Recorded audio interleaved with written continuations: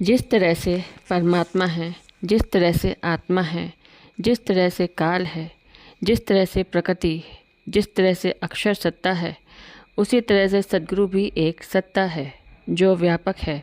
उस सत्ता का कभी नाश नहीं होता। सद्गुरु सदाफल देव जी महाराज का जो ज्ञान है, उस ज्ञान में स्वयं का अनुभव है। सद्गुरुदेव ने उस ज्ञान को साधना करके, परिश्रम करके, तपस्या करके प्राप्त किया है। सद्गुरुदेव शरीर छोड़ने के 3 दिन पहले आचार्य देव जी से बोलते हैं कि मैंने आध्यात्मिक धन को बहुत परिश्रम से, बहुत तपस्या के बाद प्राप्त किया है, आप इसकी रक्षा करेंगे। सद्गुरुदेव ने कहा कि मेरा धन हीरा नहीं है, मोती नहीं है, प्राकृतिक संपत्ति नहीं है, मेरा तो धन आध्यात्मिक है। मैंने अपने जीवन में आध्यात्मिक धन को बांटा है, आध्यात्मिक ज्ञान का प्रचार किया है।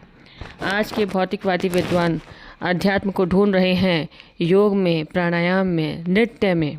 आध्यात्म क्या आसन है, क्या प्राणायाम है? आध्यात्म क्या नृत्य है? अध्यात्म तो अध्यात्म है। अध्यात्म तो वह है जिसका स्थान आत्मा के भी परे है, जो आत्मा के भी ऊपर है। योग क्या है? योग की परिभाषा क्या है? कहाँ पर है जड़ योग, कहाँ पर है चेतन योग, कहाँ पर आसन है, कहाँ पर प्राणायाम है? इसका ज्ञान योग जगत में उसी को है जिसके पास स्वर वेद है, जिसके पास सद्गुरुदेव हैं, जिसके पास विहंगम योग है, जो एक साधक भली भांति अनुभव करता है।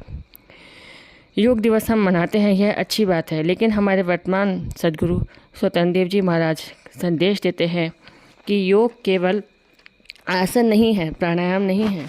योग को हम लोग आसन प्राणायाम की सीमा में बांधकर नहीं रख सकते। योग को अगर किसी सत्ता ने जाना, किसी सत्ता ने अनुभव किया, तो वह सत्ता एक ही है जिसका नाम है सद्गुरु सदाफल देव जी महाराज। योग जो है वाणी का विषय नहीं है, आसन का विषय नहीं है। योग जो है रेचक, पूरक, कुंभक नहीं है। योग जो है नेति, धौती, नौली, बस्ती, कपालभाति नहीं है। योग चंद्रभेदी नहीं है, सूर्यभेदी नहीं है, भद्रिका नहीं है, अनुलोम विलोम नहीं है। योग तो योग है। सद्गुरुदेव ने कहा, योग कहते हैं जोड़ को, योग कहते हैं संधि, योग रहस्य उपाय में जीव ब्रह्म की संधि। सद्गुरुदेव ने जो योग की व्याख्या करी है, ऐसी व्याख्या किसी और साहित्य में देखने को नहीं मिलती। वह तो देखने को मिलती है केवल स्वरवेद में। सद्गुरुदेव ने कहा कि जिस योग के द्वारा आत्मा परमात्मा को प्राप्त करती है, वह योग विहंगम योग है। बोलिए सद्गुरुदेव की जय।